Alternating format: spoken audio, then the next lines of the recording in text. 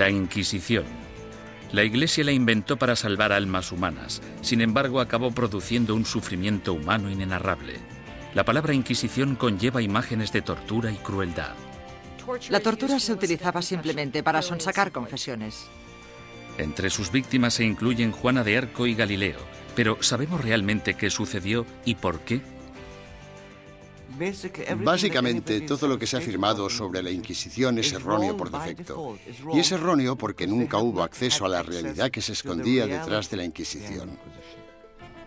La Inquisición. Ciudad del Vaticano, octubre de 1998.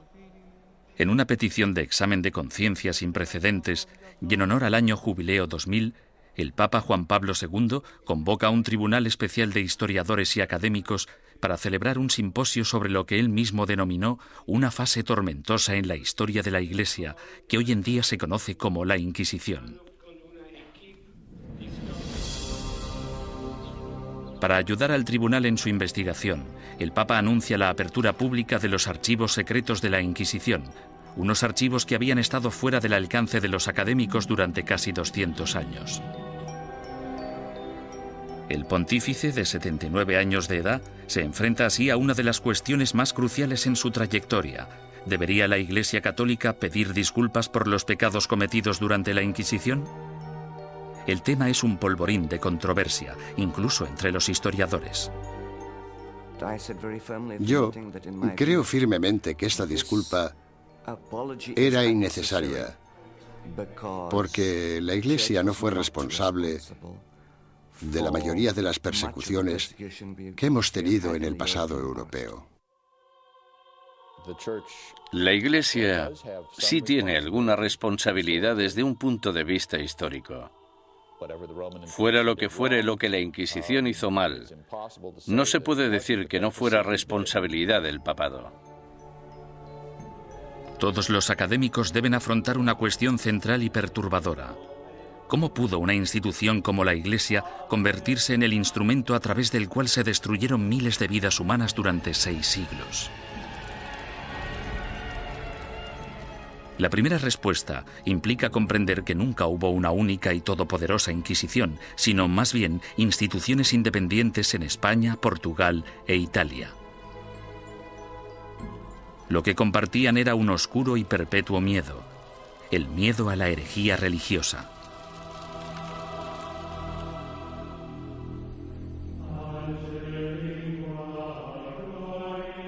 Año 1100 después de Cristo. El corazón de la Alta Edad Media. Una frágil alianza de reinos y provincias, conocida como el Sacro Imperio Romano, ocupa gran parte de lo que hoy conocemos como la Europa moderna. Tras la conversión del emperador Constantino al cristianismo y durante casi 800 años, la religión considerada antaño como una secta insurgente se convirtió en la única fe legal, penetrando en todos los niveles de la vida personal, social y política. El cristianismo latino-europeo simbolizaba no solo la fuerza civilizadora en un mundo bárbaro, sino también la promesa de la salvación después de la muerte. El clero y los ciudadanos vivían temerosos del duro juicio de Dios. Con todo, seguía habiendo disidentes que se atrevían a desafiar la sagrada doctrina cristiana. La Iglesia tachó a estos rebeldes de pecadores o herejes. El estar equivocado en relación al dogma de la Iglesia no te hace hereje porque existen muchos dogmas religiosos. Lo que te convierte en hereje es que las autoridades eclesiásticas te informen de que no estás en lo cierto e insistir en tus convicciones ante esa autoridad. La palabra herejía proviene del latín airesis, que significa elección. Alrededor del siglo XII, herejía cobra un significado mucho más amenazante. Se convierte en un peligro mortal para la sociedad y para el hombre en una traición a Dios. Según el derecho civil, los criminales acusados de traición serán castigados con la muerte y sus bienes serán confiscados. ¿Qué otro motivo es necesario para que aquellos que ofendieron a Jesús, Hijo del Señor, sean expulsados de la comunión cristiana y privados de sus bienes? Papa Inocencio III. A pesar de la posición inamovible de la Iglesia en considerar esto un delito, los grupos de pensamiento libre siguieron emergiendo e insistiendo en interpretar a Dios a su manera. Entre dichos grupos se encontraban los valdenses, predicadores itinerantes que erraban por el sur de Francia y el norte de Italia viviendo en apostólica pobreza. El atractivo de los valdenses parece que fue su visión de un cristianismo simplificado, de la habilidad de todos para predicar si se poseía la inspiración del Espíritu, sin importar si se era clérigo o no. La Iglesia insistía que cualquiera que quisiera dedicarse a la predicación pública debía ser acreditado por el obispo de su diócesis. Cuando los valdenses se negaron a dejar de predicar, el Papa Lucio III emitió un edicto, conocido como Bula Papal, que tachaba el movimiento de hereje y excomulgaba a todos sus seguidores. La herejía se contemplaba como una amenaza a la comunidad cristiana.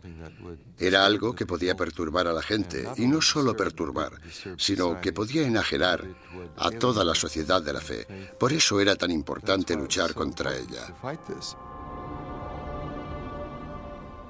Los valdenses fueron suaves en comparación con los herejes más radicales, los cátaros. Los cátaros veían su fe como la única verdadera y se mostraban completamente hostiles ante la Iglesia establecida, a la que consideraban perniciosa. Los cátaros llamaban a sus sacerdotes perfecti o buenos cristianos. Comprometidos con una vida de estricta abstinencia, los sacerdotes no podían mentir, blasfemar, comer carne ni mantener relaciones sexuales. Acusaban a la Iglesia organizada de abusar cada vez más de su poder clerical. La austeridad de los perfecti cátaros parecía, en comparación, sumamente atractiva. En ese sentido, era una vergüenza para la Iglesia que existiera un grupo capaz de vivir realmente de acuerdo con la fe de Cristo y sus apóstoles, mientras que los abogados y administradores de la Iglesia vivían como grandes príncipes. Alrededor del siglo XIII, Europa era un foco de herejía. Al sur de Francia floreció el catarismo.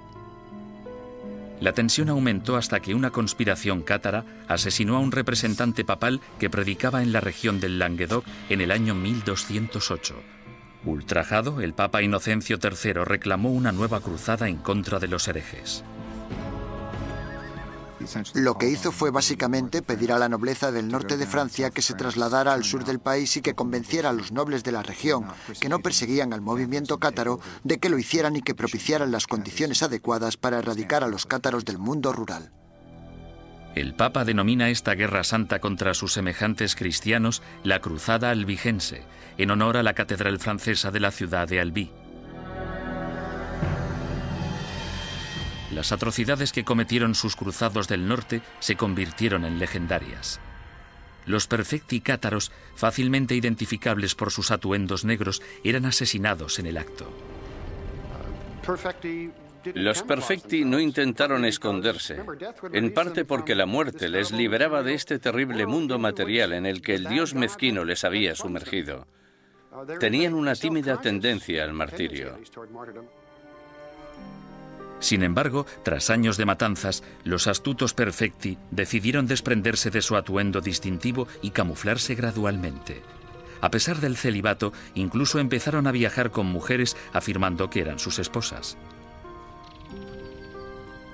El Papa Inocencio III volvía a enfrentarse al mismo rompecabezas del principio. El objetivo de la Iglesia era esparcir la salvación y un hereje muerto solo era bueno para el diablo. El pontífice en apuros consideró el sistema judicial del momento. El procedimiento habitual, el acusatorio, forzaba a la parte injuriada a hacer una acusación pública. Si la parte acusadora no conseguía probar su caso, entonces ésta era castigada del mismo modo en que habrían castigado al acusado. Este proceso hacía que incluso los que tenían una queja real se mostraran reacios a presentar una acusación. Inocencio III se dio cuenta de que esas reglas no servirían para su objetivo a largo plazo. En el año 1215, el Papa congregó a todos los líderes cristianos en el Cuarto Concilio de Letrán, celebrado en Roma. Inocencio utilizó el encuentro para anunciar sus nuevas normas para la persecución de herejes y clérigos descarriados. La Santa Inquisición había nacido.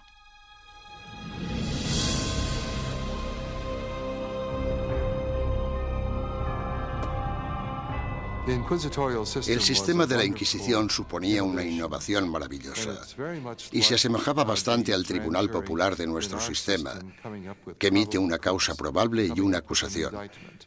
No tenían que demostrar nada, solo necesitaban tener muy claro o tener suficientes indicios que sugirieran la culpabilidad del acusado. El proceso inquisitorial de Inocencio III daba la potestad al investigador de construir un caso completo, recogiendo a escondidas las opiniones de la gente de la comunidad. En 1231, el Papa Gregorio IX inicia un concurso público para el nombramiento de nuevos agentes especiales, llamados inquisidores de la depravación hereje. Es el amanecer de la Inquisición medieval, que empieza con una venganza. El objetivo de la Inquisición es acabar con la herejía, y acabar con la herejía significa acabar con los herejes.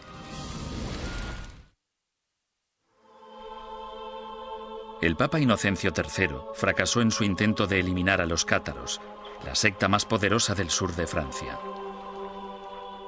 Sin embargo, en 1231, su sucesor, el Papa Gregorio IX, tramó un plan para volcar todo el poder del nuevo sistema legal de la Inquisición contra ellos. El Papa nombró a muchos sacerdotes y frailes inquisidores y los mandó a tierras germanas y francesas para que acabaran con los criminales religiosos. Los herejes que rehusaron retractarse de sus creencias y continuaron predicándolas fueron quemados en la hoguera. Si fracasaban, los herejes iban al infierno. El objetivo de todo esto era salvar a tanta gente como fuera posible, pero había que hacer ciertas cosas si se querían salvar muchas vidas. El Papa Gregorio pronto se percató de que encontrar a un buen inquisidor era muy difícil. Los más entusiastas a menudo eran fanáticos fuera de control. Conrad de Marburg, el más célebre de los primeros inquisidores, convenció a Gregorio IX de que había descubierto una secta secreta alemana llamada los luciferinos. El modus operandi de Conrad consistía en reclutar a una pandilla de linchamiento, arrestar a los supuestos herejes y ofrecerles dos opciones: retractarse o arder vivos.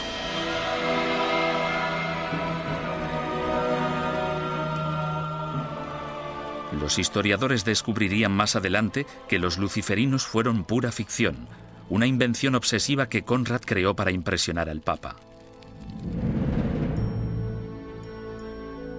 El inquisidor papal del norte de Francia no era mejor.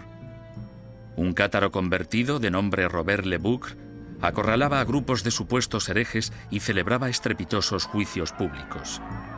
En un suceso devastador, 183 cátaros fueron interrogados, sentenciados y quemados vivos en un solo día. Tras años de protesta por parte de los obispos franceses, el Papa finalmente se dio cuenta de que Robert era un extremista peligroso, por lo que le retiró de su cargo y lo encarceló. Había que hacer algo, y tenía que haber alguien mejor para hacerlo que estos individuos, devotos, aunque extremadamente incompetentes y peligrosos. Este fue el momento en el que Gregorio IX se fijó en los dominicanos. Fundada por Santo Domingo en 1216, la orden dominicana estaba capacitada para realizar el trabajo de inquisidor. Educados como teólogos, los dominicanos estaban habituados a la vida en la calle y a predicar contra la herejía. A mediados del siglo XII, Gregorio IX ordenó a 4 docenas de inquisidores dominicanos que buscaran y procesaran a los cátaros, los valdenses y a los demás grupos herejes. El pontífice anunció de forma oficial a sus obispos la llegada de los inquisidores a los burgos y pueblos de Francia, Italia, Alemania y España. Ordenamos que se les reciba amablemente y que se les trate con honor, dándoles buenos consejos, ayuda y apoyo, de tal modo que puedan realizar la tarea que les ha sido encomendada. En esta carta, Gregorio IX pedía a sus obispos mucho más que simple hospitalidad. En su búsqueda de herejes, los inquisidores papales necesitaban confiar en información interna, rumores y otras habladurías recogidas gracias a una red informal de clérigos informadores que trabajaban como espías.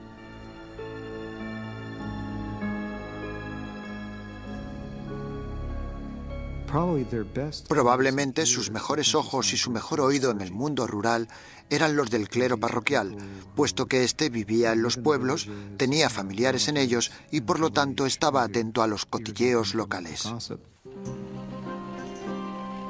En sus incursiones a lo largo de la geografía, los inquisidores llegaban a un pueblo acompañados normalmente de un notario o escribiente para documentar el procedimiento o en ocasiones de un sirviente o un guardaespaldas.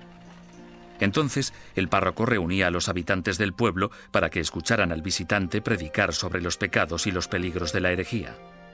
Una vez terminado el sermón, el inquisidor anunciaba un período de gracia durante el que cualquiera que hubiera cometido herejía podía confesar sus pecados a cambio de un trato clemente.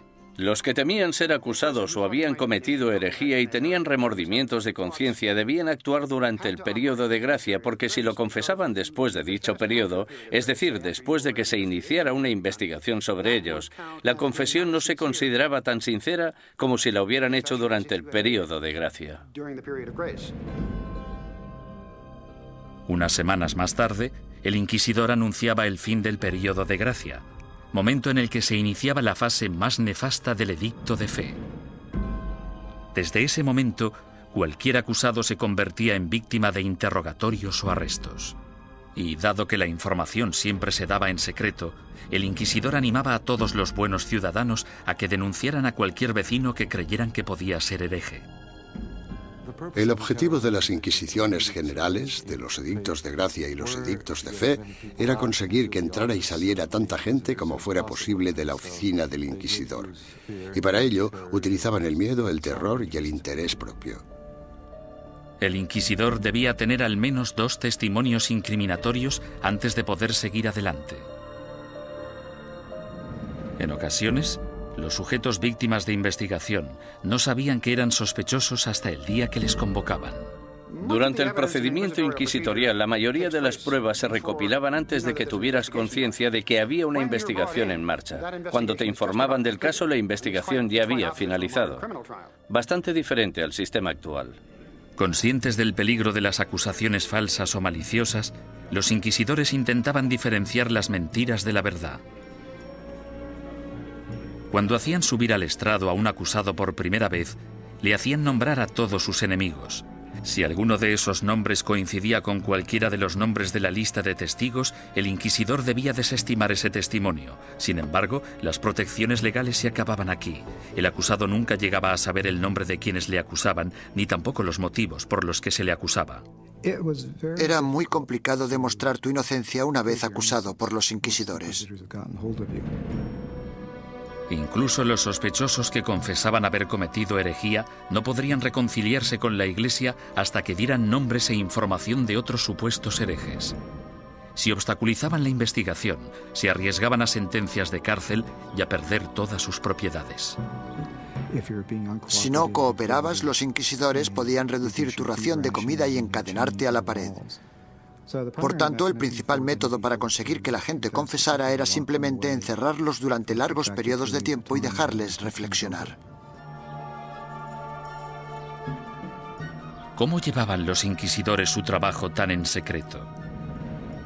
Han sobrevivido algunos manuales prácticos dándonos una aproximación fascinante a ese período. Uno de ellos, llamado Conducta de interrogación relacionada con la depravación hereje, fue escrito por un inquisidor retirado, Bernard Guy, en el año 1324. Guy, cuyas hazañas inspiraron la novela histórica En el nombre de la rosa, ofrece docenas de investigaciones en las que recoge 17 años de experiencias de primera mano en lo que él denomina su cruzada personal contra la herejía. El objetivo de la Inquisición es acabar con la herejía. Y para acabar con la herejía, debemos acabar con los herejes. Bernard Guy, 1324. Los inquisidores se consideraban realmente una organización de combate. Eran bastante conscientes de que existían herejes y simpatizantes por todas partes y estaban muy motivados para deshacerse de ellos. En 1376, el inquisidor Nicolás Aymeric de Aragón escribió el libro Directorium Inquisitorium. En él, Describía la tenacidad y el compromiso que debía tener un inquisidor de los siglos XIV y XV, e incluso incluyó una lista práctica de trucos inteligentes utilizados para engañar a los sospechosos para que confesaran. Uno de los trucos que me asombró fue el de sentarse con una vitela pequeña en las rodillas y mirarla y comprobarla mientras la persona da su testimonio. Luego, en algún punto dices, no, lo que estás diciendo no puede ser verdad. Está clarísimo que no me estás diciendo la verdad. Y entonces el sospechoso, sometido al interrogatorio, piensa que lo que tienes es la declaración de otra persona cuando en realidad solo tienes una vitela en blanco.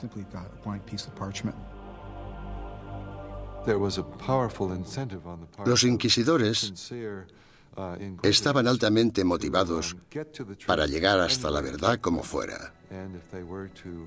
Y si era necesario, pisotear algunos derechos de los acusados, pues se hacía en nombre de la verdad. Existe otro aspecto espeluznante en el trabajo del inquisidor: la tortura. En la Edad Media se consideraba un método aceptable para la detección de mentiras siempre que hubiera razones suficientes para justificarla. En el siglo XX, cuando hablamos de tortura, pensamos en violencia física para obligar a la gente a decir la verdad. En aquel entonces, se trataba de un método para averiguar si el acusado estaba diciendo la verdad. Y este era el rol inicial de la tortura. Era un instrumento legal que entraba en juego en un momento dado del caso y bajo unas circunstancias muy específicas. Antes de 1252, la Iglesia prohibía a los inquisidores que utilizaran la tortura en sus investigaciones. Pero tras el asesinato del inquisidor Pedro Mártir en Lombardía a manos de los cátaros, el Papa Inocencio IV abrió la veda y dejó que métodos antiquísimos, en especial la tortura, entraran en la lucha contra la herejía. El oficial o párroco debe obtener de todos los herejes que capture una confesión mediante la tortura, pues de hecho son todos ladrones y asesinos de almas. Papa Inocencio IV. Por lo tanto, la tortura no fue algo inventado por los inquisidores. En este caso, solo seguían los dictámenes de la ley. La tortura se destinaba a dos tipos de prisioneros: los que se negaban a retractarse y los que parecían saber más de lo que contaban. Los inquisidores escogían la técnica de la tortura, pero dejaban el trabajo en manos de torturadores profesionales, expertos en causar dolor. Para empezar, debían describir la tortura a la persona. Luego debían mostrar los instrumentos de la tortura al acusado. Y tras dar 3 o 4 pasos como estos, el acusado sufría alguno de esos métodos de tortura. Sin embargo, dicho acusado podía decir en cualquier momento: ya he tenido suficiente. La estrapada era uno de los métodos de tortura más populares en la Edad Media y el Renacimiento. Las manos del acusado se le ataban a la espalda y a una cuerda que se colgaba de una viga en el techo. En algunas ocasiones se añadían pesos en los pies de la víctima. Una vez izado, se bajaba al prisionero y se le volvía a levantar de un tirón o se le sacudía violentamente. Los atornilladores de piernas o las prensas de espinillas eran instrumentos mecánicamente más sofisticados para causar dolor. Con cada vuelta de tornillo, más aguda se volvía la presión sobre las piernas del prisionero. En medio de toda esta mutilación se encontraba el notario del inquisidor, apuntando con esmero y fidelidad los acontecimientos de la sesión y listo para anotar la confesión tan pronto se produjera. El clero justificaba todo esto como un acto de benevolencia. Al fin y al cabo, si la tortura llevaba a la confesión, el injuriador podía finalmente reconciliarse con Dios y recibir la salvación. Si la confesión se realizaba durante la tortura, el proceso consistía en liberar al acusado de los instrumentos de tortura y permitir que se recuperara. Luego se le repetía la pregunta para comprobar si el acusado solo se había dejado llevar por el miedo al dolor o si realmente había dicho la verdad. Con todas esas técnicas a su disposición, no resulta sorprendente que los inquisidores fueran convincentes en casi un 90% de los casos. ¿Podía la herejía estar realmente tan extendida? ¿O eran los inquisidores los que utilizaban su poder para asustar a la gente y obligarles a hacer confesiones falsas? En mi opinión, uno de los mayores problemas a la hora de trabajar con los informes de la Inquisición es determinar hasta qué punto podemos creer nada de lo que está escrito en ellos, porque los inquisidores, si querían, podían hacer confesar casi todo a cualquiera. Aunque para los culpables de herejía, lo más temido era el día del juicio. No podías hacer nada para huir de ellos, porque estaban obligados a ejecutarte. Durante los siglos XIII y XIV, los inquisidores papales siguieron su camino por el sur de Europa, recogiendo acusaciones e investigaciones de herejes. Estos sacerdotes se veían como soldados de primera línea de Dios, en guerra por la salvación de las almas, pero dejaban atrás un campo de batalla repleto de bajas. La Inquisición asustaba a los ciudadanos y les obligaba a traicionar a sus amigos y vecinos, destruyendo familias y convirtiendo comunidades pacíficas en una fábrica de mentiras y sospechas. A lo largo y ancho del Sacro Imperio Romano y de los reinos y principados de Europa, los ciudadanos esperaban el sermos generalis o el juicio del proceso inquisitorio. Los castigos o penitencias iban desde el azotamiento público al encarcelamiento o a los trabajos forzados. A menudo se obligaba a los convictos a llevar ropa distintiva para hacer pública su vergüenza. Lo habitual es que llevaran una cruz amarilla en sus ropas, una en la parte delantera y otra en la espalda, y tenían que llevarlas siempre que salieran a la calle. No podían ocultarlas con nada, y si se caían se suponía que debían reponerlas. Los que iban marcados con la cruz amarilla se convertían en parias de la comunidad, pero su destino era clemente comparado con las penitencias que sufrían los herejes reincidentes, es decir, los que se retractaban y luego volvían a sus viejas costumbres. Su castigo era la ejecución.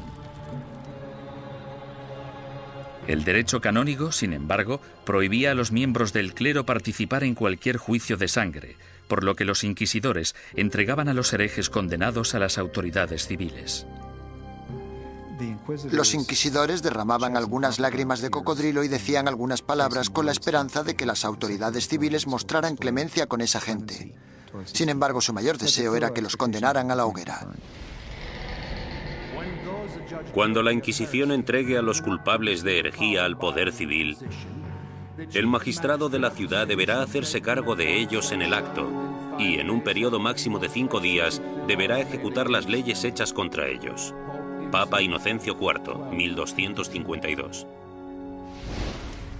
Una vez completado el juicio sermos generalis, las autoridades laicas escoltaban a los condenados hasta un emplazamiento alejado de las calles de la ciudad. Allí los ataban a estacas de madera apuntaladas sobre toneladas de leña. Los inquisidores nunca acudían a estas ejecuciones. Se te permitía hacer la última confesión a un sacerdote si lo deseabas. Sin embargo, puesto que estabas bajo la custodia del poder laico, no podías hacer nada para escaparte de ellos porque estaban obligados a ejecutarte. Quemar en la hoguera es una de las sentencias de muerte más horribles que se puedan imaginar. Las llamas podían tardar horas en consumir por completo al condenado. Si la víctima estaba de suerte o sus familiares eran suficientemente influyentes, entre la leña se colocaba mucha madera húmeda para que generara mucho humo. La muerte por asfixia era preferible a la agonía de quemarse vivo.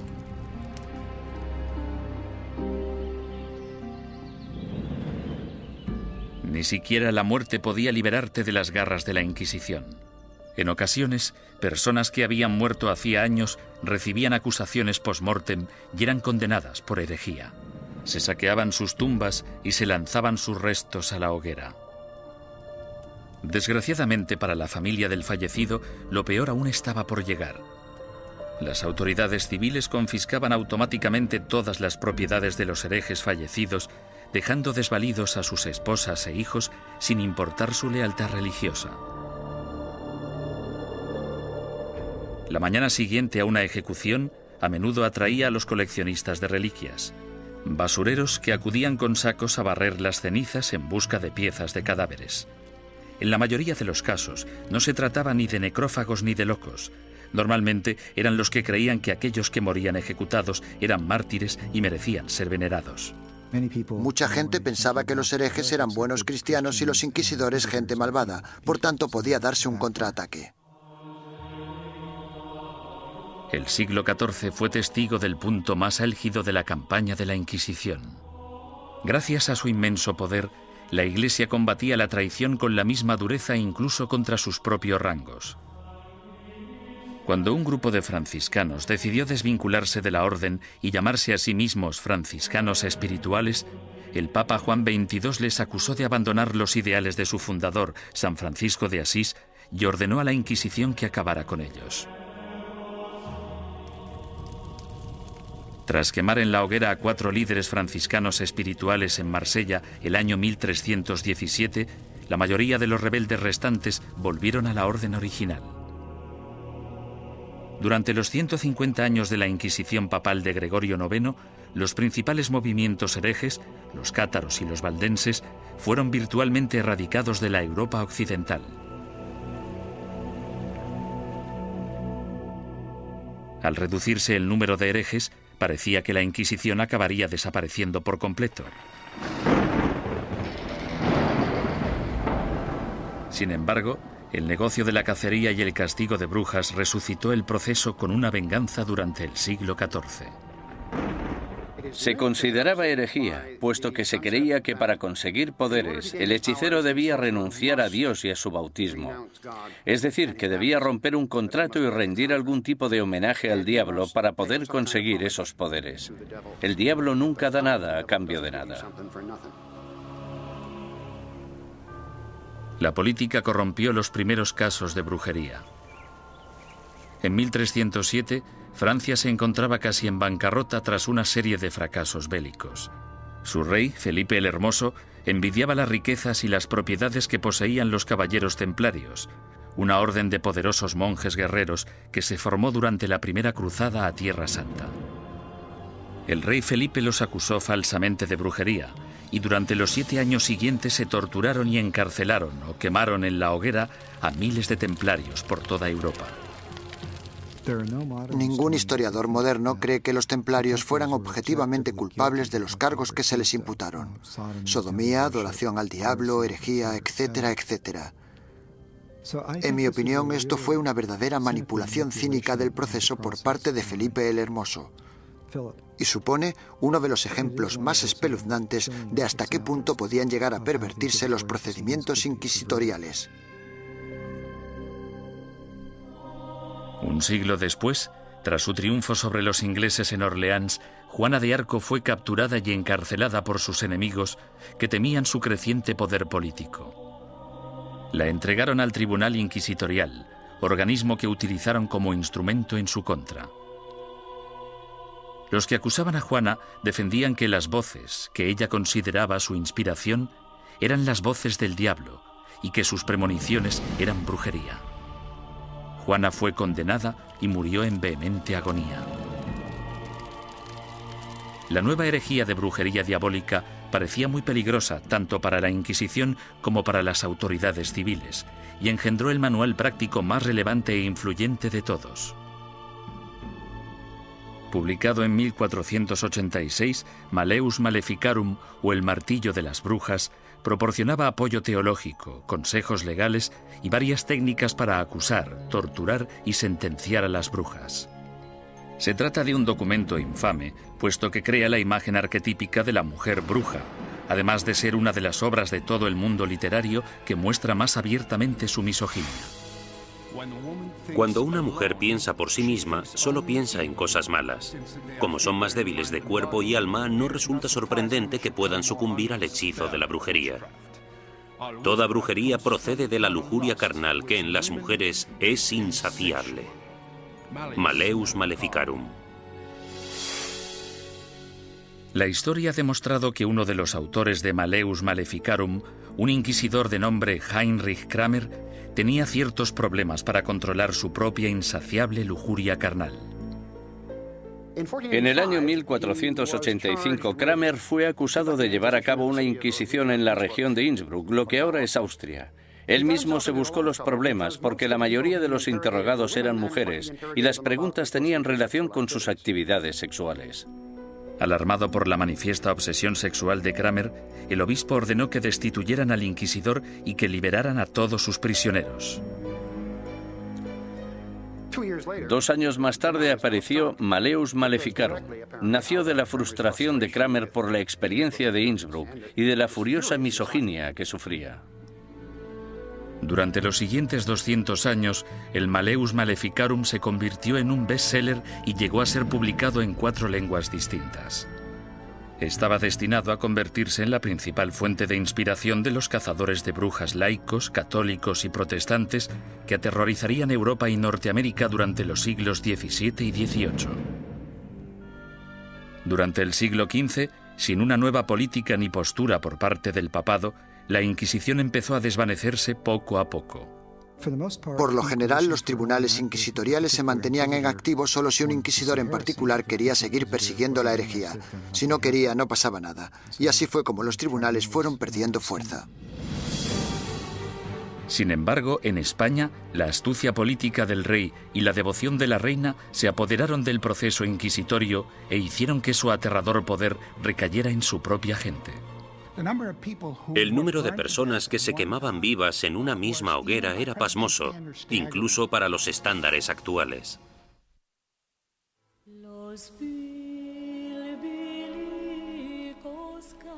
La situación de los judíos europeos durante el período medieval siempre fue desesperada.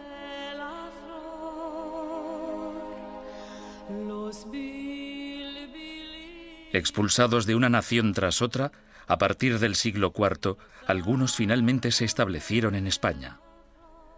Prosperaron viviendo y trabajando en relativa armonía tanto con musulmanes como con cristianos.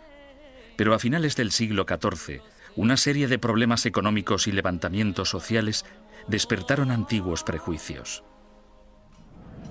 En las décadas de 1380 y 1390, amotinamientos en contra de los judíos provocaron el incendio de sinagogas y el asesinato de miles de judíos. La solución de las autoridades españolas fue expulsar del país a todos los judíos que no se convirtieran al cristianismo. Muchos decidieron marcharse, otros, sin embargo, hartos de una persecución sin fin, optaron por abandonar la religión de sus antepasados para poder quedarse en España. La conversión en masa de los judíos el año 1391 en España es casi única en la historia judía. En muy pocas ocasiones se había conseguido que tantos judíos se convirtieran al mismo tiempo junto con sus rabinos y sus riquezas. Esto redujo en gran número la población de judíos en España. Debido, al menos en parte, a su antigua ética cultural de escolarización y esfuerzo continuo, estos nuevos cristianos, llamados conversos, prosperaron durante las décadas siguientes. Como judíos habría sido ilegal que realizaran ciertos trabajos o que ocuparan ciertas posiciones en el gobierno. Sin embargo, como cristianos las posibilidades abundaban. Desde los inicios de la historia de la conversión de los judíos, tenemos a conversos obispos, conversos ministros, conversos líderes financieros. Tenemos conversos ocupando las más importantes posiciones de la sociedad cristiana, porque esa era la ventaja de convertirse. Y fue precisamente esto lo que pudo originar las objeciones de los otros cristianos, que recelaban de la creciente relevancia de esa gente que anteriormente había sido judía.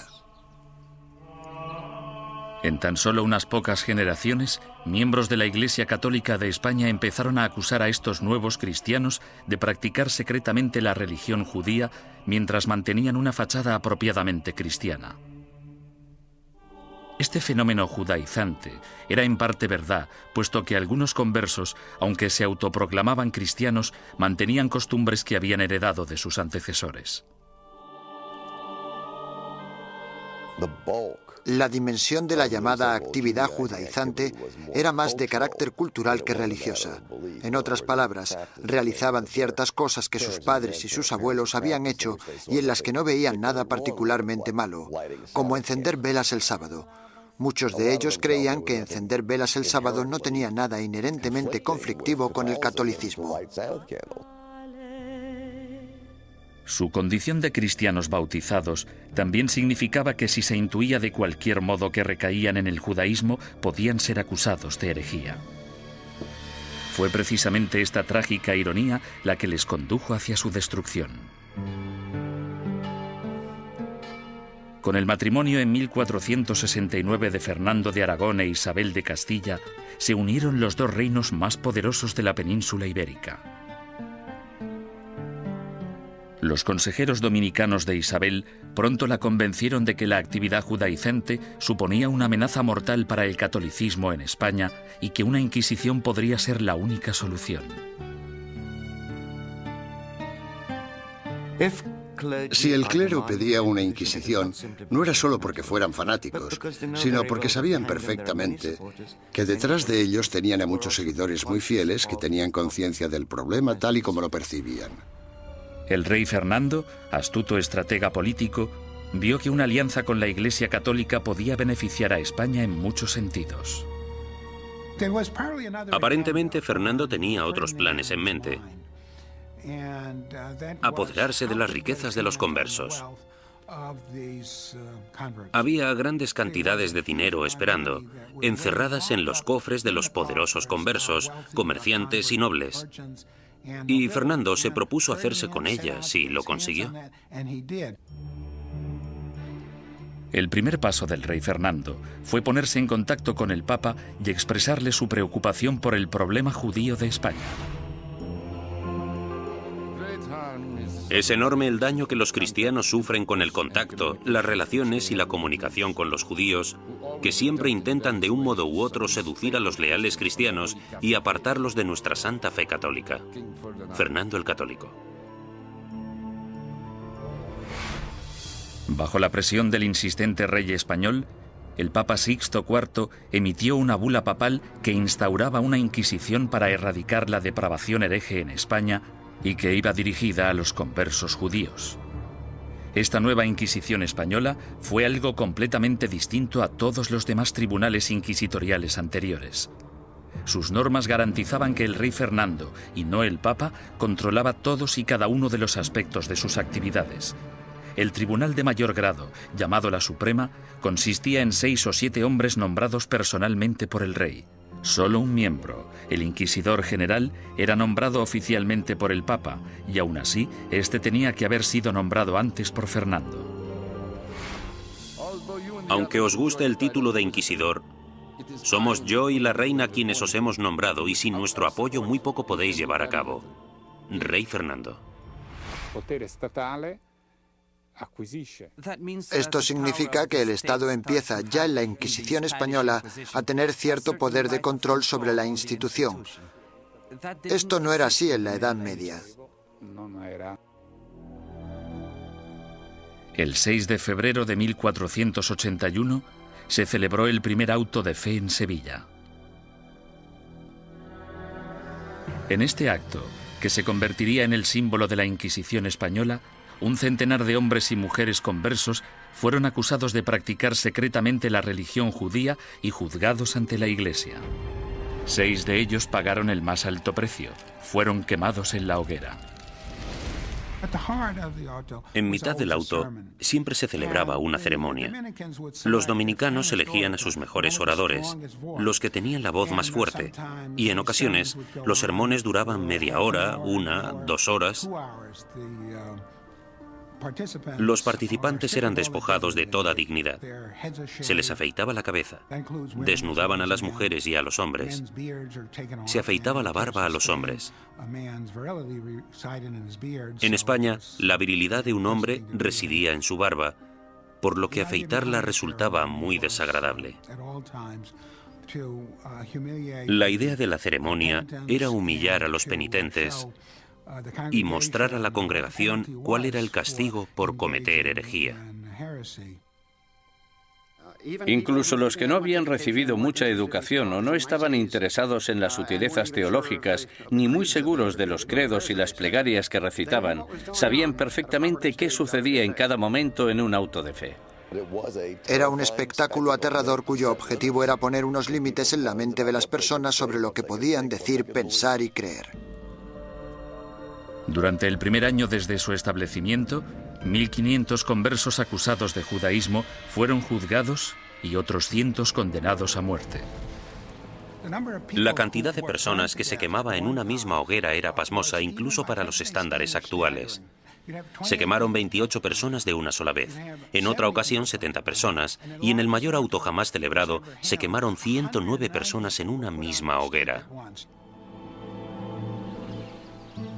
A diferencia de los herejes medievales que se atrevían a predicar sus ideas en público, el judaísmo secreto era, por definición, una actividad clandestina que se llevaba a cabo a puerta cerrada.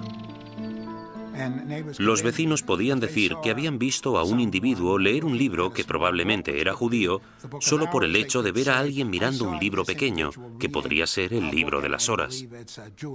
O podían decir que habían oído a alguien cuchichear una plegaria que seguro que era judía. Por tanto, encender velas, darse un baño, lavar la ropa, tratar, preparar y comer carne en día de pescado, como podían ser los viernes o los miércoles, podía causarte grandes problemas si tus vecinos se percataban y tenías mala relación con ellos. Las acusaciones provocaban más acusaciones. Algunos conversos se delataban a sí mismos con la esperanza de limpiar su historial y frustrar así el ataque de sus enemigos. Sin embargo, solo se podía conseguir una penitencia clemente si se hacía una confesión completa, y eso significaba dar los nombres de compañeros herejes. La única forma de escapar de todo eso era escoger nombres de otras personas de la comunidad. Esto recuerda mucho a los Estados Unidos de los años 50 y al pánico rojo que provocó la creación del Comité sobre Actividades Antiamericanas. Fue aquí donde se produjeron tantas tragedias. Gente inocente de todos los cargos podría, bajo tortura y pena de muerte, haber dado nombres sin pensar, solo para ser liberados. Si consideramos a Fernando e Isabel como los arquitectos de la Inquisición española, su contratista fue sin duda Tomás de Torquemada, el primer inquisidor general. A partir de 1490, Torquemada redactó minuciosa y sistemáticamente reglas que todavía conservamos en papel para guiar a los inquisidores, incluyendo el más mínimo detalle sobre lo que debían o no debían hacer. Y como consecuencia, podemos considerarle el fundador de la Inquisición. No hay ninguna duda de que Torquemada presidió la Inquisición durante su período más sanguinario y que ejerció mucha influencia sobre la corona. A pesar de que se le ha retratado de todos modos, desde un loco hipnotizador hasta un monje siniestro y obsesionado por el sexo, los historiadores saben muy poco sobre él. Era el típico teólogo fanático, antisemita y extremadamente hostil a los conversos. Era un hombre que concentraba toda esa intolerancia y ferocidad tan característica de los primeros inquisidores. Podemos estar de acuerdo o no con él en que los judeoconversos debían ser perseguidos y condenados. Pero en mi opinión, Torquemada insistió mucho en las normas de procedimiento correcto para el sistema inquisitorial. Sin embargo, se calcula que durante los 20 años de mandato de Torquemada como inquisidor general, 2.000 personas perdieron la vida y otros miles fueron castigados.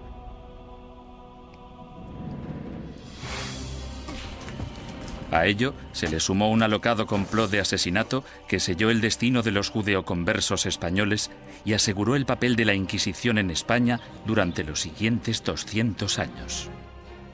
Los judíos no ganaban nada convirtiéndose. La situación social no cambió en ningún sentido. Solo podía empeorar para la gente de origen judío. 5 años después de su nacimiento, la Inquisición se encontraba en plena forma, ganándose a pulso su temible reputación. Los conversos españoles, los judíos convertidos al catolicismo, no podían acudir a ningún lado en busca de justicia. Tanto la Iglesia como las autoridades civiles seguían la misma lógica aplastante. Todos los conversos que rehuían la Inquisición eran, por defecto, culpables. Todos los que daban el paso y se delataban a sí mismos eran, puesto que lo admitían, culpables. Y todos aquellos que eran juzgados y condenados eran, evidentemente, culpables. Los procedimientos interinos del Tribunal de la Inquisición se mantenían en privado y los informes se protegían cuidadosamente, incluso de la corona. Cuando la Inquisición española arrestaba a alguien, esa persona simplemente desaparecía en la cárcel hasta que la Inquisición acababa con ella. Los familiares y amigos quedaban a la espera, llenos de preocupación y sin poder ayudar. Los españoles convirtieron este hecho en un verdadero fetiche. El secreto. Me refiero a que este era uno de sus principios fundamentales. La creencia de que el prestigio de la institución dependía en gran medida de la capacidad de mantener intacto el secretismo. Para los acusados, la naturaleza surrealista y casi arbitraria del proceso generaba terror. No existía ningún juicio. Eran más bien audiencias tras las que el prisionero volvía a su celda. Después de todo el sufrimiento, que podía prolongarse durante semanas o meses, el acusado podía no llegar a saber los crímenes de que se le acusaba. Se le exigía constantemente, a veces bajo amenazas de muerte, que confesara. El acusado tenía que inventar explicaciones sin saber la naturaleza de la denuncia que se había interpuesto contra él.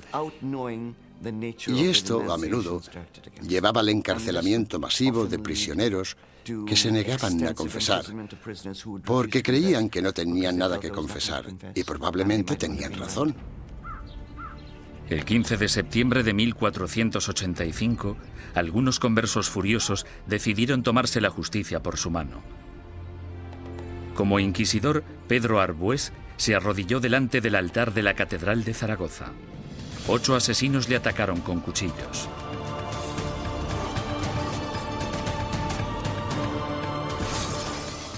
Arbués murió al día siguiente, y con él la esperanza de todos los conversos españoles, pues el desdichado complot hizo que los judíos perdieran la simpatía pública para siempre y garantizó a la Inquisición un lugar en la sociedad española durante las generaciones venideras. Entre los académicos hay una pregunta obvia que ha generado más debate que cualquier otra. ¿Practicaban realmente los conversos el judaísmo en secreto o fueron simplemente cabezas de turco de la intolerancia? El problema desde un punto de vista técnico es que la única fuente de información que tenemos para responder a esta pregunta proviene del Santo Oficio. En consecuencia, el tema a tratar es, ¿debemos creer totalmente en los hermanos del Santo Oficio que investigaron a los conversos? ¿O debemos pensar que fue básicamente un fraude, una gran exageración basada en falsos testimonios? A petición del inquisidor general Torquemada, en marzo de 1492, el rey Fernando emitió otro edicto de expulsión. Se daba a los judíos 4 meses para aceptar el bautismo o abandonar España. Durante los meses siguientes, casi la mitad de la población judía de España, unas 40.000 personas, abandonó el país. Los demás se quedaron y se convirtieron al cristianismo. Simplemente cayeron en la misma trampa que habían tendido a sus antepasados judíos hacía 100 años. Por tanto, los judíos no ganaban nada convirtiéndose. La situación social no cambió en ningún sentido. Solo podía ir a peor para la gente de origen judío. No lloréis a vuestra partida, pues vosotros tenéis que beber vuestra propia muerte de un sorbo, mientras que nosotros tenemos que quedar atrás, entre esta gente malvada, recibiendo la muerte de ellos cada día. Juan de León, judío español converso. En 1499, la orden de expulsión se amplía para incluir a todos los musulmanes no convertidos de España. Durante los casi 25 años siguientes, una serie de rebeliones, expulsiones y bautismos forzados generan otra clase social de nuevos conversos al cristianismo, los moriscos. Lo que tenemos aquí es el mismo escenario que el de los conversos. Un grupo de gente que pertenecía a otra cultura y a otra religión y que ahora eran teóricamente cristianos. Esta era una situación hecha a medida que la Inquisición utilizó para apartar a los musulmanes y hacerles practicar el cristianismo. Las persecuciones de moriscos se triplicaron durante los siguientes 100 años. Sin embargo, estos no pudieron o no quisieron adaptarse. Finalmente, en 1609, las autoridades españolas decidieron que los moriscos eran imposibles de convertir y los expulsó a todos. El odio por la Inquisición española era tan intenso entre los musulmanes como entre los judíos. En su intento de conservar el catolicismo como la única religión de España, la Inquisición española encarceló a ciudadanos inocentes, confiscó propiedades, destruyó familias y mandó a miles de personas a la muerte. Lo que no utilizó muy a menudo, según los historiadores, es lo que la ha hecho tan famosa: la tortura. Una de las cosas que se han podido afirmar con seguridad gracias al reciente estudio de la Inquisición es que la tortura se utilizó en muy pocas ocasiones en dicha institución. La tortura se utilizaba única y exclusivamente para sonsacar la confesión, y una vez se había conseguido, la tortura cesaba. Los inquisidores se enfurecían si sus subordinados torturaban a individuos demasiado viejos, demasiado enfermos, leprosos o supuestos enfermos mentales. Tampoco querían que se torturara a niños. Pero no importa la poca frecuencia de uso, la Inquisición tenía reglas concisas sobre cómo ejercer la tortura. A los prisioneros, ya fueran mujeres u hombres, se les desnudaba. Solo se les cubría sus partes íntimas. No todo el clero de entonces practicaba el celibato, y todos los que lo practicaban no eran capaces de contemplar una escena de estas características una y otra vez sin sentir el más mínimo arrebato de sadismo o satisfacción sexual.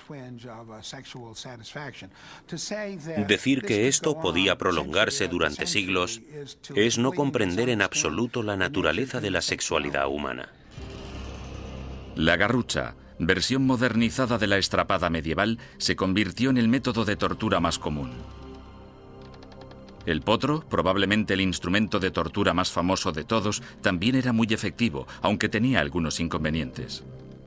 Su uso no podía prolongarse porque una de las reglas vitales de la tortura era que la Inquisición no podía derramar sangre. Si se vertía una gota de sangre, la tortura debía suspenderse. La toca, o tortura con agua, se convirtió en la favorita de los inquisidores españoles. Durante el terrible sufrimiento, la boca del prisionero se mantenía abierta a la fuerza y se introducía una pieza de ropa por la garganta. Luego se vertía agua por la garganta, de modo que la pieza de ropa quedaba empapada y provocaba al prisionero violentos espasmos. Durante la Inquisición española, la tortura no podía aplicarse más de 3 veces y nunca durante más de 15 minutos. Las afirmaciones que hacían los prisioneros no eran legales, a no ser que las ratificaran 24 horas después, lejos de la sala de tortura.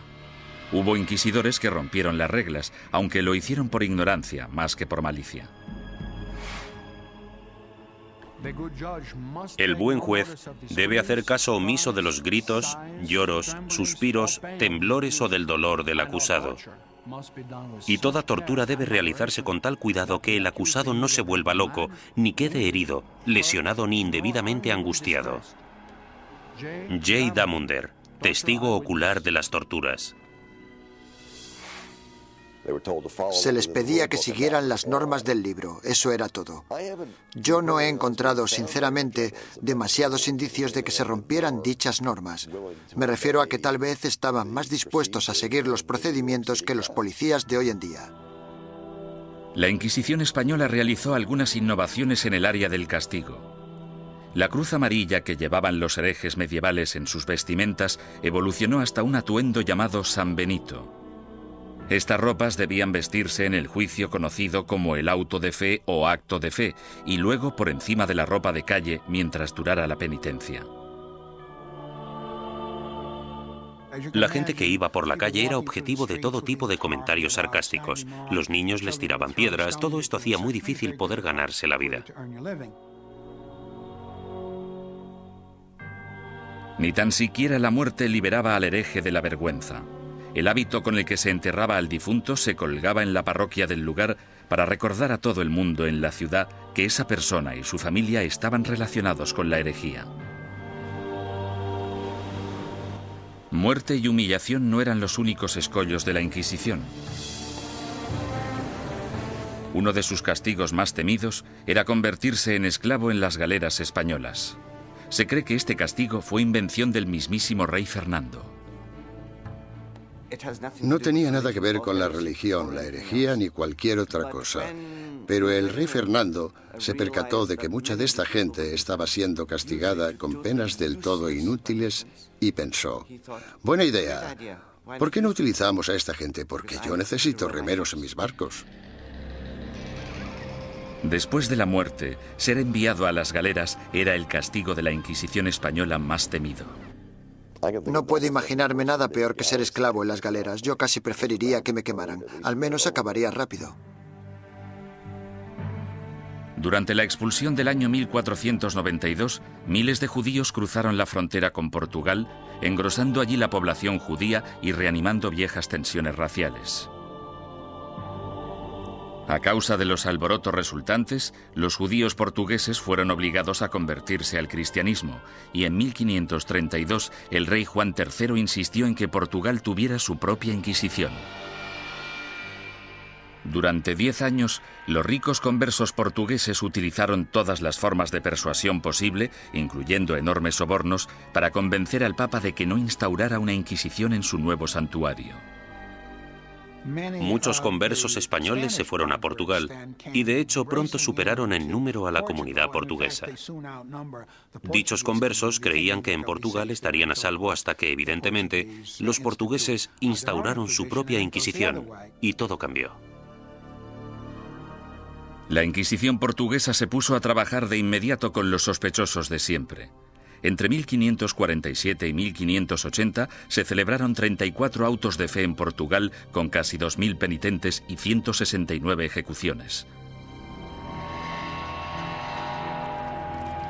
Las persecuciones fueron tan letales que los conversos, la mayoría de los cuales apenas habían emigrado a Portugal desde España, decidieron volver a su tierra natal y enfrentarse a lo que parecía el mal menor de las dos malvadas instituciones. Tras la conquista militar española del Imperio Azteca en 1521 por Hernán Cortés, los conversos portugueses y españoles pronto emigraron a las Américas en busca de un nuevo comienzo. Pero la Inquisición española les siguió de cerca e inició investigaciones en la recién fundada Ciudad de México. En 1528, 2 conversos españoles fueron quemados en la hoguera tras el primer auto de fe celebrado en tierras del Nuevo Mundo. Las primeras oleadas de sacerdotes españoles también consideraban su deber guiar a la población americana lejos de sus creencias paganas y ayudarles a adoptar el cristianismo. Tras un periodo inicialmente optimista sobre lo que se creía una conversión extendida, la segunda generación de prelados españoles en el Nuevo Mundo empezó a tener dudas sobre si los indios seguían siéndolo a escondidas después de ser bautizados, del mismo modo que se creía que los conversos seguían siendo judíos tras el bautismo. En contra de la política estricta y reacia aplicada tanto a judíos como a musulmanes en España, la Suprema finalmente decidió que los indios simplemente eran incapaces de asimilar las creencias cristianas y que, por tanto, estaban fuera del alcance de la conversión. Sin embargo, la Inquisición pronto se enfrentaría a su mayor enemigo hereje de todos los tiempos, el protestantismo. Y en ocasiones incluso fueron torturados por la Inquisición, lo que parece muy injusto, pero eran protestantes y eran una presa fácil.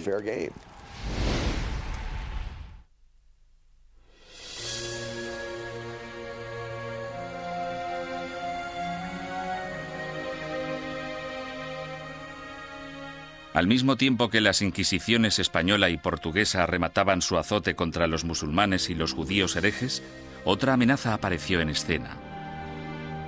En 1517, un sacerdote alemán llamado Martín Lutero dejó su famoso tratado, las 95 tesis, a las puertas de la iglesia de Wittenberg. Se trataba de un ataque acerbo a la Iglesia católica. ¿No es cierto que bajo el vasto cielo no existe nada más corrupto, más pestilente y más odioso que la corte de Roma? La que una vez tuvo las llaves del cielo, ahora es una especie de boca abierta hacia el infierno. Martín Lutero. La carismática protesta de Lutero evolucionó hasta convertirse en una auténtica revolución religiosa. El movimiento de la Reforma sacudió a toda Europa. Alrededor del año 1550, las coronas de Dinamarca, Noruega, Suecia y Finlandia ya se habían acogido a la nueva religión llamada protestantismo. El Papa estaba furioso. La forma en la que se contemplaba desde Estados Unidos la amenaza soviética de los años 50 y 60 sería muy parecida a la forma en la que Roma en aquel entonces contemplaba la amenaza protestante. Con sus ajetreados puertos y su extensa red europea de comercio, era solo cuestión de tiempo que las ideas protestantes empezaran a viajar hacia la España católica. En 1577, dos grupos independientes de adinerados protestantes convertidos fueron descubiertos y arrestados en Sevilla y en Valladolid. Estos arrestos de finales de 1550 fueron terribles para la administración inquisitorial y para el gobierno real, puesto que muchos de los sospechosos ocupaban altos cargos en la burocracia gubernamental. El descubrimiento de dos organizaciones protestantes en dos de las mayores ciudades de España causó oleadas de pánico por todo el país católico. El rey español Carlos V, que había dedicado los últimos 30 años a la lucha contra el protestantismo en Alemania, exigió una purga rápida y despiadada. Su aliado en Roma, el Papa Pablo IV, volcó todo el poder de la Iglesia en el ataque contra el protestantismo y emitió una bula papal sin precedentes en la que permitía a la Santa Oficina Española ejecutar a los ofensores que cometían un crimen por primera vez e incluso a los que se arrepentían. Según mis conocimientos, esta es la única vez en toda la historia de las Inquisiciones española, romana o portuguesa en que los acusados, que por primera vez admitían estar arrepentidos de sus errores doctrinales, eran igualmente condenados a muerte. La fiebre del antiprotestantismo llegó a todas las grandes ciudades de España. Fueron quemados en la hoguera sacerdotes, monjas, soldados ingleses e incluso 3 niños que murieron junto con sus madres. En poco más de 3 años, tras el descubrimiento de protestantes en España, el protestantismo se había eliminado por completo. Nunca reaparecieron. España se caracteriza por no tener protestantes. El sangriento ataque a los protestantes entre los años 1559 y 1562 también marcó el punto más álgido de la ceremonia del auto de fe en términos de asistencia, pomposidad y pura teatralidad. Anticipándose a los juicios de cientos de protestantes herejes, el inquisidor general Fernando Valdés se propuso deliberadamente modernizar el auto de fe de forma grandilocuente. Los costes aumentaron astronómicamente. Llevaron al tribunal inquisitorial a la bancarrota, de modo que tuvieron que ir reduciendo miembros y empezaron a amontonar prisioneros para poder conseguir un auto realmente bueno y tener suficiente gente para quemar en las ceremonias. España eliminó sistemáticamente a todos los protestantes. Sin embargo, los inquisidores permanecieron alerta ante cualquier amenaza hereje del exterior. A lo largo del siglo XVI, los viajeros protestantes que venían a España, incluso dignatarios extranjeros, cayeron en las despiadadas garras de la Inquisición. La Inquisición arrestó a marineros y comerciantes extranjeros. En ocasiones incluso llegó a torturarlos, lo que es muy injusto, pero eran protestantes y eran una presa fácil. Mientras que España parecía haber triunfado ante el protestantismo, no pudo hacer nada ante los efectos de otra de las invenciones alemanas, la imprenta. Hacia finales del siglo XVI, libros y panfletos escritos por víctimas de la Inquisición española avivaron el negocio de forma importante. Los líderes protestantes, que aspiraban a poner el mundo en contra de la España católica, explotaron estos horribles relatos de tortura, encarcelamientos y muerte. Las cuerdas, que eran de tamaño pequeño, se ataban a los huesos del prisionero atravesándole la carne y haciendo que la sangre borboteara por 8 puntos diferentes al mismo tiempo. Mientras el prisionero se resistía a hacer cualquier confesión respecto a lo que los inquisidores le preguntaban, tiraban de las cuerdas de esta manera 4 veces sucesivas.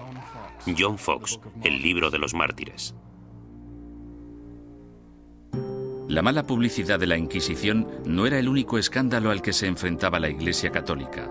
En 1542, Roma fue sacudida por la noticia de que Bernardino de Ochino, el líder de la admirablemente austera y piadosa orden católica de los capuchinos, había abandonado Italia para unirse al protestantismo. La deserción de Ochino, una de las figuras relevantes más admiradas en la Iglesia, finalmente incitó al Papa a tomar una decisión. La respuesta del papado a este tipo de escándalos fue la creación de lo que se esperaba que fuera un método más eficaz de rastreo de herejes para detenerlos antes de que se convirtieran en una amenaza o en causa de bochorno. El 4 de julio, el Papa Pablo III ordenó el establecimiento de una Inquisición romana, la primera Inquisición en suelo italiano en más de 200 años. Una comisión de 6 cardenales dirigiría el Santo Oficio, aunque a diferencia de la versión española, dirigida por la Corona, el poder de la Inquisición romana estaba única y exclusivamente en manos del Papa. Independientemente de lo que hiciera mal la Inquisición, no se puede decir que no fuera un error del papado. Durante el siglo XVI, la Inquisición romana gozó de gran prestigio y poder político. Los papas Pablo IV y Pío V subieron al poder tras servir a la Iglesia como inquisidores. A pesar de sus sangrientos mandatos, en términos de número de protestantes ejecutados, estudios recientes muestran que la Inquisición romana fue pionera en reformas judiciales que serían las predecesoras del sistema legal actual. Los prisioneros de la Inquisición romana podían disponer de un abogado e incluso reunir testigos que testificaran a su favor. 300 años antes de que se inventara la figura del abogado de oficio, la Inquisición romana ya proporcionaba abogados gratuitos a los indigentes acusados. Como mínimo, la Inquisición escuchaba o pretendía escuchar las explicaciones del acusado de un modo que los demás sistemas judiciales no contemplaban. La justicia civil era en muchos sentidos peor que la del Santo Oficio. Torturaban a los acusados más despiadadamente, los condenaban con más rapidez. Los acusados no morían a causa de la tortura en el sistema inquisitorial, sí en cambio en los tribunales civiles. Sin embargo, la Inquisición romana se volvió en contra de algunos de los mayores pensadores del Renacimiento.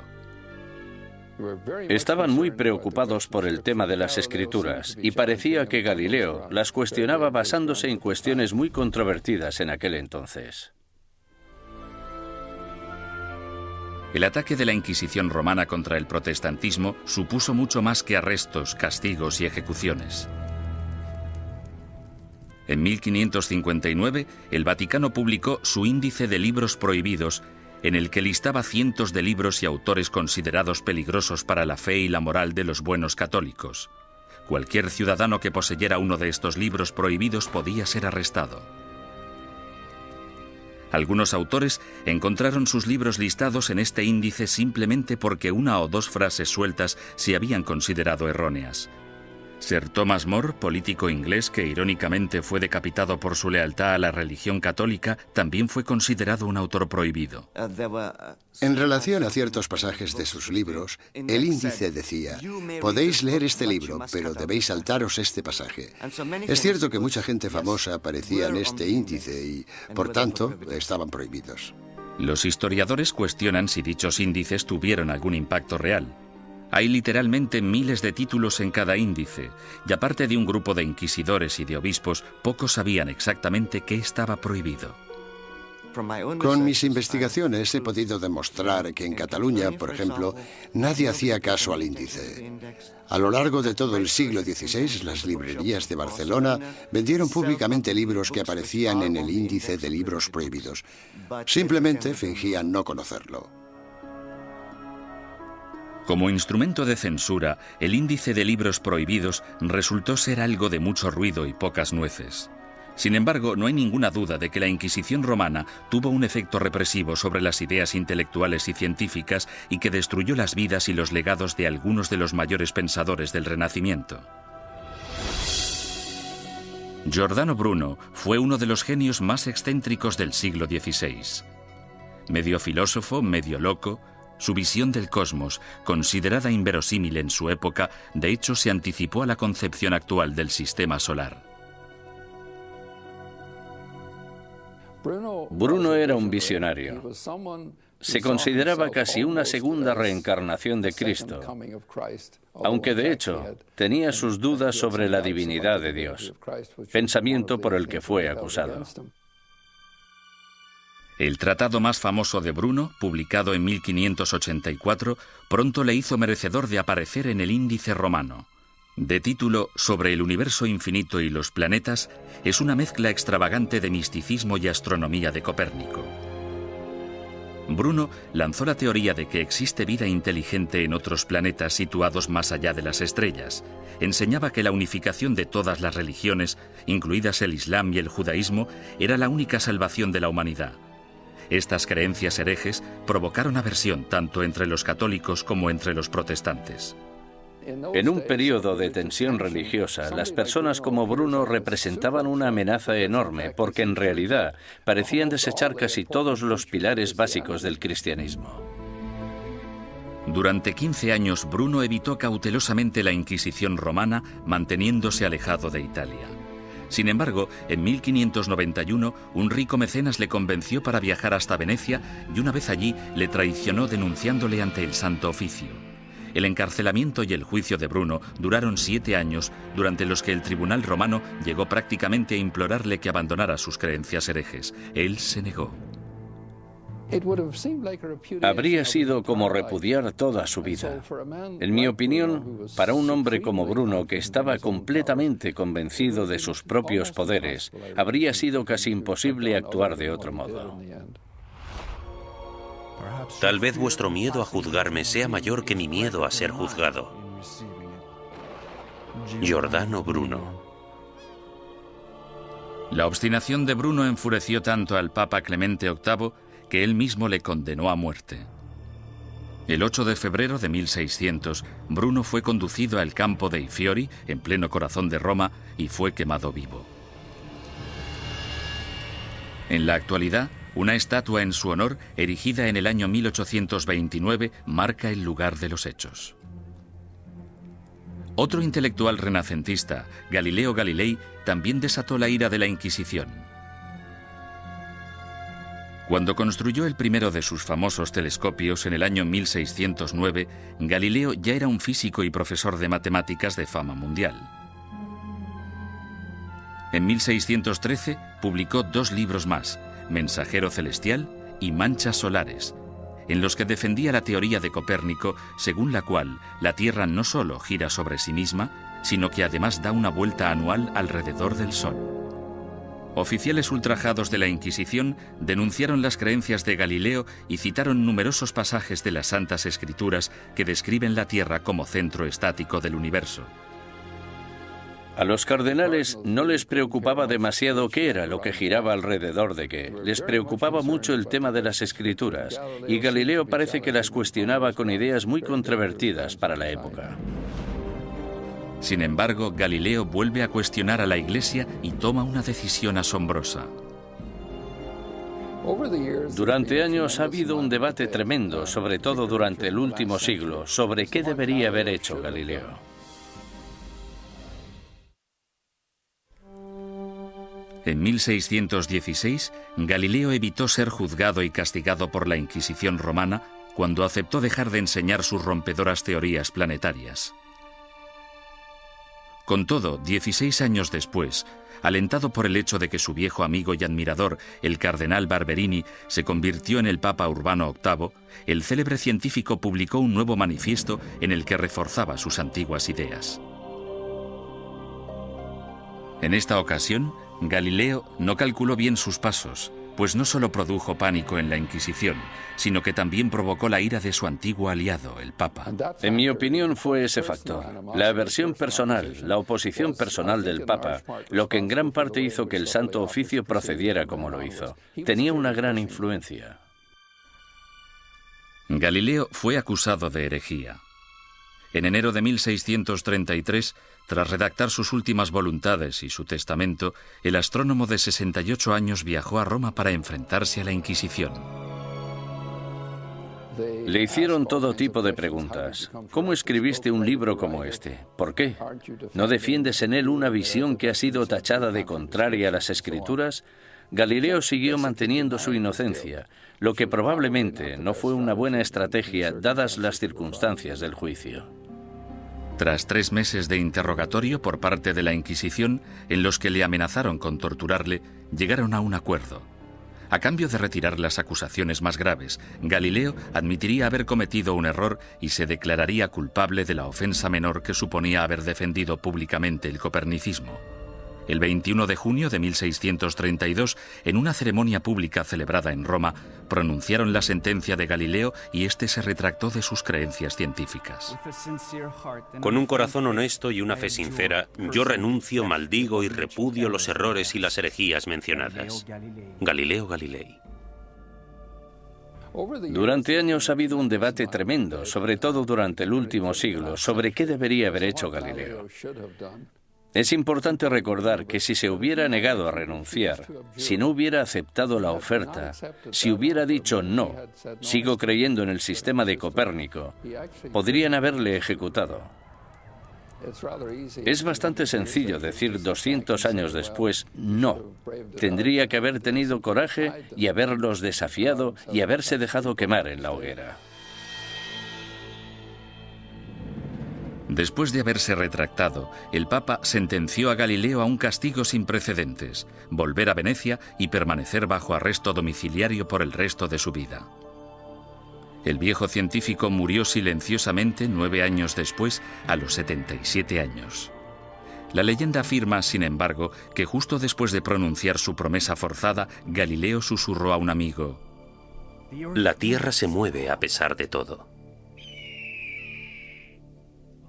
En 1992, el Papa Juan Pablo II anunció oficialmente que la Iglesia se equivocó en 1633 al acusar al padre de la ciencia moderna de hereje. Es una lástima que no le escucharan, que no hubiera ningún teólogo en aquel momento capaz de entenderle. El error fue de los que juzgaron a Galileo.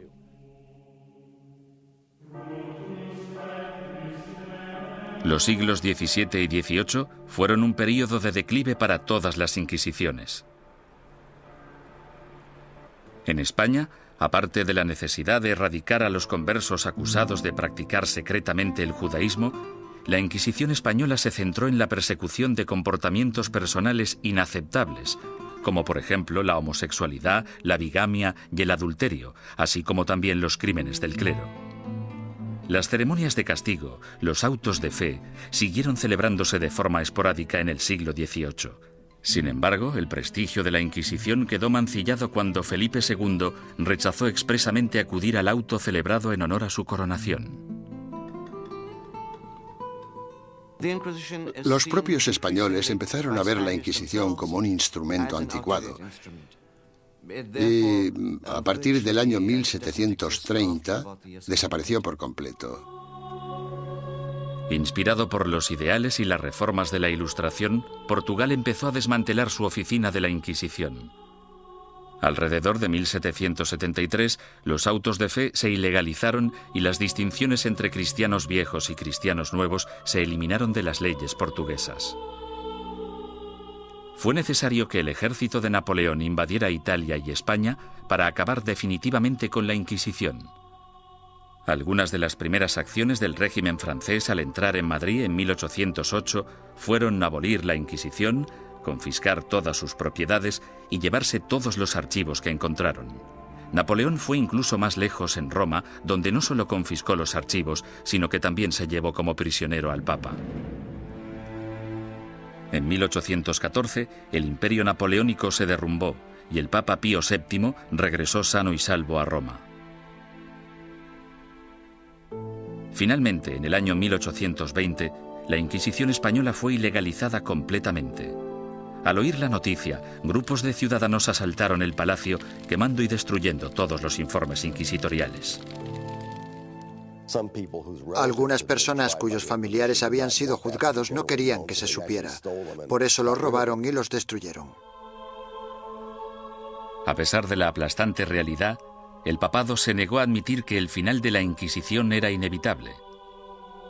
La Inquisición romana continuó ejerciendo teóricamente, no en la práctica, durante los siguientes 150 años. En 1965, el Papa Pablo VI reorganizó el Santo Oficio llamándole la Congregación para la Doctrina de la Fe. Todavía existe en la actualidad, aunque solo interviene como consejera en asuntos eclesiásticos. No realiza investigaciones ni impone la doctrina de la Iglesia.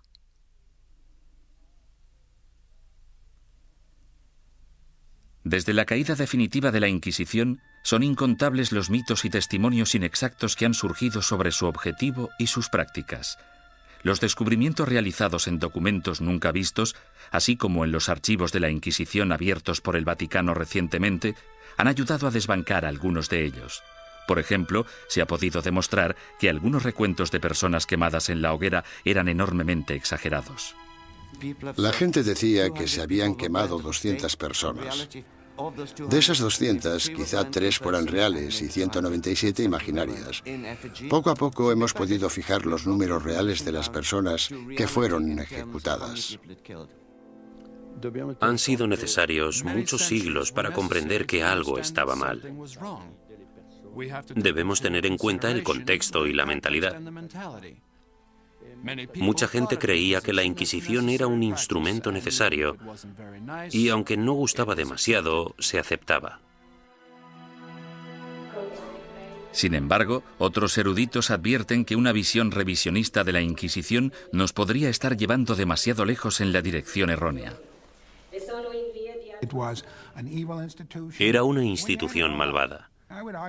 Si se mira todo en conjunto, yo diría que la Inquisición fue exactamente como la han descrito y que no necesitamos un lavado de cara de la Inquisición más de lo que necesitamos una revisión del Holocausto.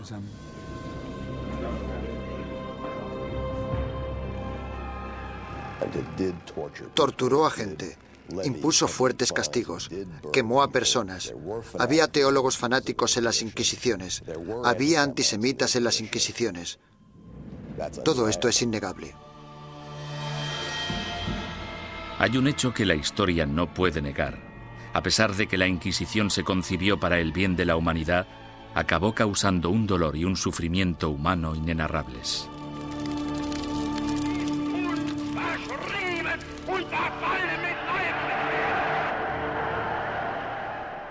Las Inquisiciones existieron durante casi 6 siglos y lucharon por la necesidad de un grupo de imponer sus ideas sobre las de los demás. Esa necesidad sigue existiendo en la actualidad.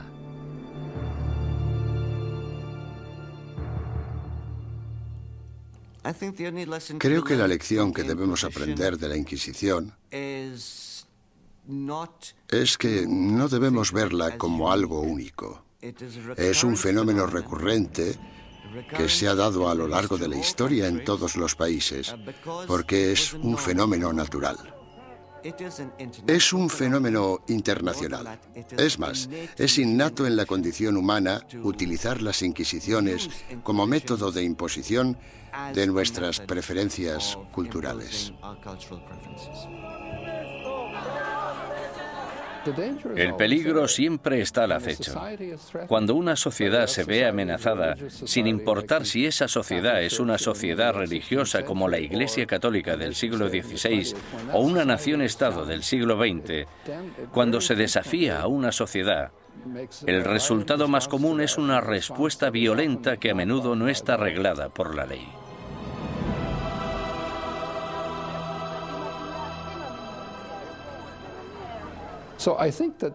Por lo tanto, creo que esta reacción ante la amenaza es tan antigua como la humanidad y, sin duda alguna, perdurará en el futuro.